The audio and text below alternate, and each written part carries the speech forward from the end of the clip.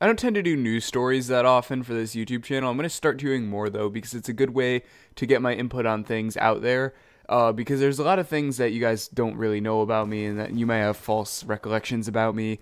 Or, it's also a good way for people to get stories out there. I'm sure that a lot of people know about things like what I'm going to talk about today happening close to their hometown, but I want them to know that it happens everywhere.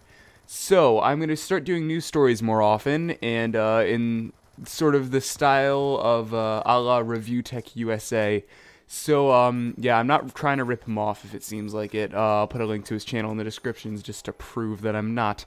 Anyways, so today's story is actually one that literally hits relatively close to home. A town called East Lyme, Connecticut, which is a town very, very close to where I live, less than a month ago has been hit with a bomb threat on YikYak. Here's the story. A person claimed to be the victim of bullying posted a threat to the social media site YikYak towards the town of East Lyme. State police said that the threat against East Lyme has been taken seriously, and now police are promising extra patrols once winter break ends Monday, which is when winter break ended a couple weeks ago for East Lyme school districts. The threat, which was discovered on Christmas Eve, stated that East Lyme better get ready for the hail of bullets. I've been bullied so long, and after break, I'm going to let all of my anger out. That's what the psychopath wrote on YikYak. Now, I know what you're thinking. You're thinking, Dan, this obviously isn't a bomb threat. It's involving bullets, so it's a gun threat. There was a bomb threat just a couple days earlier, 2 days earlier, a bomb threat in the same location. Now, these remarks were removed from YikYak by the person who posted it, obviously, but they still were on there, which caused the FBI to kind of flip out and to go after and try to find the person who did this. And they eventually did find the person who did this. At this point in time, I can't find any specific names. All I can find is an 18-year-old who was eventually taken into custody on December 31st, 2014. Now, for those that don't know what YikYak is, it's essentially an anonymous forum app. You can post whatever you want, wherever you want, and it'll show up in that location, and you can't be tracked. Well, you can be tracked by the FBI, but you can't be tracked by other people. I mean, really, at first, it just seemed like a harmless little app that people use to troll other people, and there's really nothing wrong with that. Freedom of speech, I suppose, but you can't, for shit's sake, you can't make frickin' bomb threats over something like this. That's like if someone found a new app. That's like if someone anonymously texted someone saying, I'm gonna blow up your house. It's like, bro, it's technology. It can obviously be tracked. No matter how anonymous it gets, you can still be tracked on anything. You are never truly anonymous when it comes to technology. You can still be tracked. People will find out who you are. So for the dumbass that posted the bomb threat in the first place, one, I'm happy that he didn't follow through with it and blow anything up.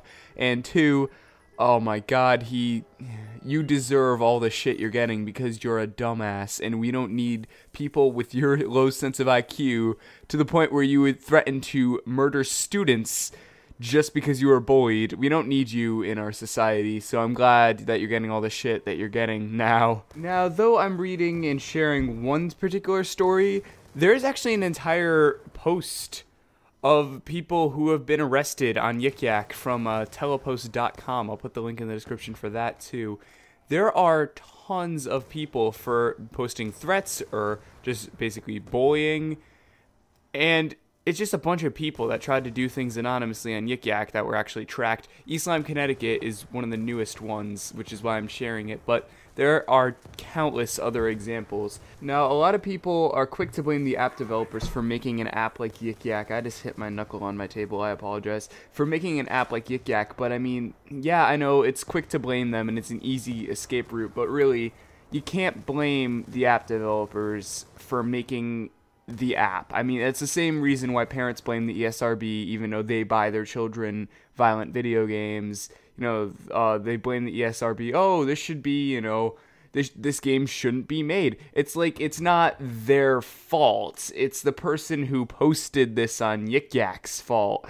And he's clearly deranged. Not just him, everyone that's posted threats and bomb threats, they're clearly deranged. It's sad if you have to resort to this just to make yourself feel better because you were bullied. That's really just not good. And I hope that society cleans up its act a bit with fucking bomb threats on YikYak. That's ridiculous. So, what do you guys think about this? Leave your thoughts in the comments. I'm eager to read them. By the way, I apologize for swamping you guys with zombies footage. I recently got back into zombies. Alright, that's it for me. Peace out. Take care.